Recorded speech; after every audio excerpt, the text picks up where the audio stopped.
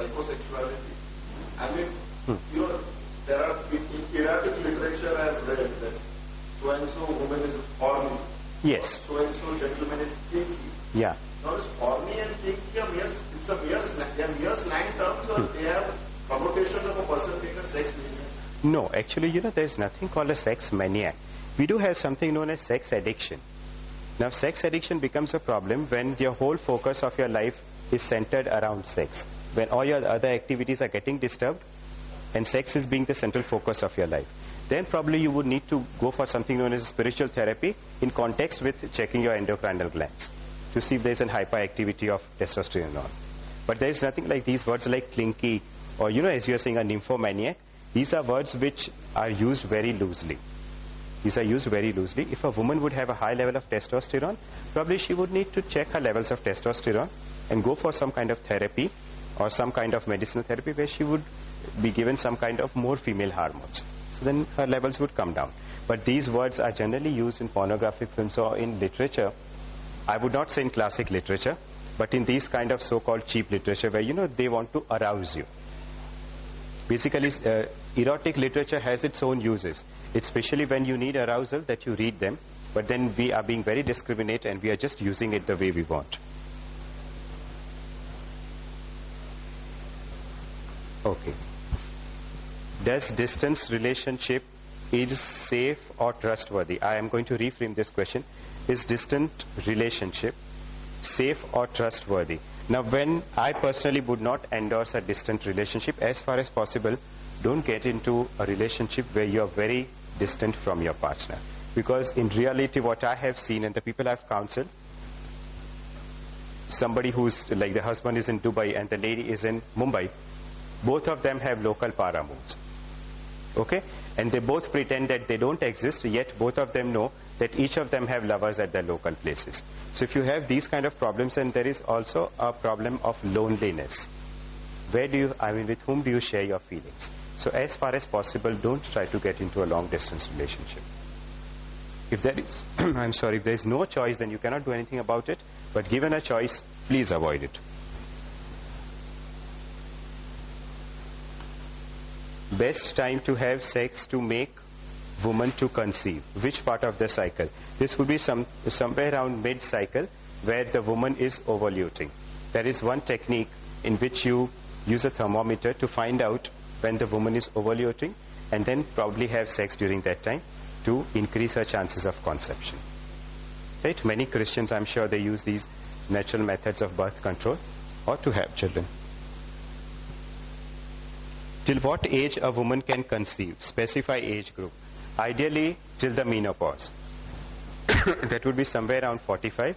Now, having said that, every woman, it's not necessary that every woman will menopause exactly at 45. I have met women who have reached menopause when they were just 40 or 41. There are so many emotional and physical factors involved that it's difficult to say that this is an age. But then beyond 35, the quality of our ova definitely goes down. So if you intend to have children with this particular woman in your life, you need to make sure that you begin and finish your family before the age of 35. But then there are women who are still having children beyond the age of 35 with a lot of medical help and other things. Sorry? She might have gone for some kind of medical, with medical help. Could be, but these are always exceptions. We normally don't expect a woman not to have reached her menopause. But then if you see, even in sometime back I read even a woman in her 60s also gave birth. But then, so these things with the medical help, anything is possible. But then as a general rule, probably about between 40 to 45 before menopause, she would have to finish off her family. Any more questions? Yes, incest and abortion. Yes, definitely. It's a paraphilia. Definitely. And basically, if anybody is in incestuous relationship, you need a very, very thorough round of psychotherapy. And basically, it's misuse of power. When we talk about incest, it's basically, when we talk about a father-daughter incest, it's the power which is being misused on the daughter. It's less to do with sex, it's more to do with power. And you definitely need, it's definitely abnormal, you need to have thorough rounds of counseling. And masturbation self-effort? Absolutely not. There is nothing like excess. Maybe the capacity maybe one person can jerk off 8 times a day, somebody 4 times a day. No, there is nothing like excess. These words are misused. There is nothing like excess. For a man and a woman, they could indulge in self-stimulation as and when they desire. When they're sexually aroused, they would want to have it, and fine. I mean, they should be comfortable with that. Yes.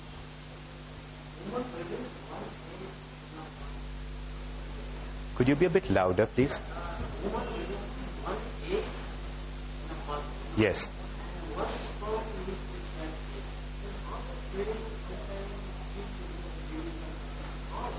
No, see, basically, if two...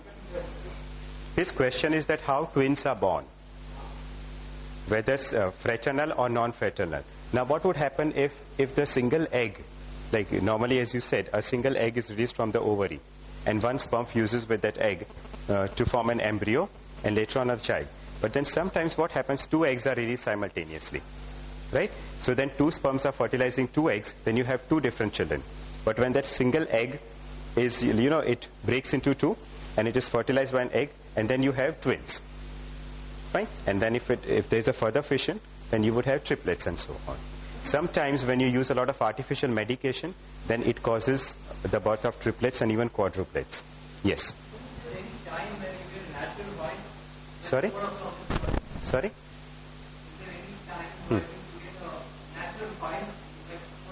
No, natural what? Yes. Absolutely. No, there is no such timing, but then definitely we men go through a natural sexual cycle and we have early morning erections. And that is one of the ways to find out if you have a sexual problem. Like men who have problems of impotence, we generally we ask them whether they have a morning erection or not. If they do have it, then the problem is more mental and it's less a physiological problem. But every man would definitely have it if he is sexually healthy. No.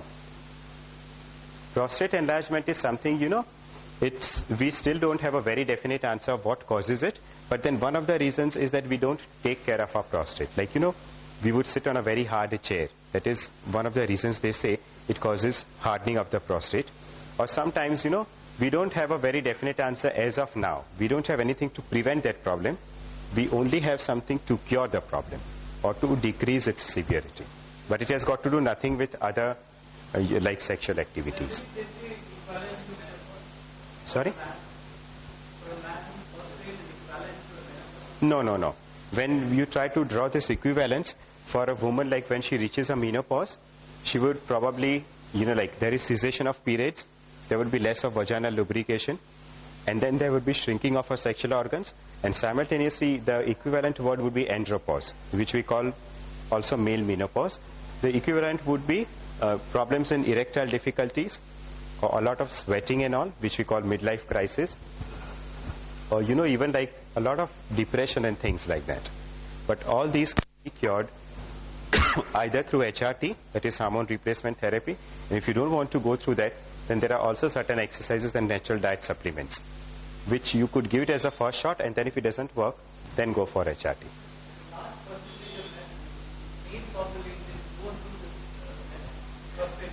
Yes.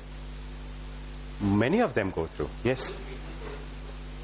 For enlarged prostate, there would be certain medications which would control the enlargement of the prostate gland. Otherwise, you would need to go for a surgery where the prostate gland would be removed. Is a good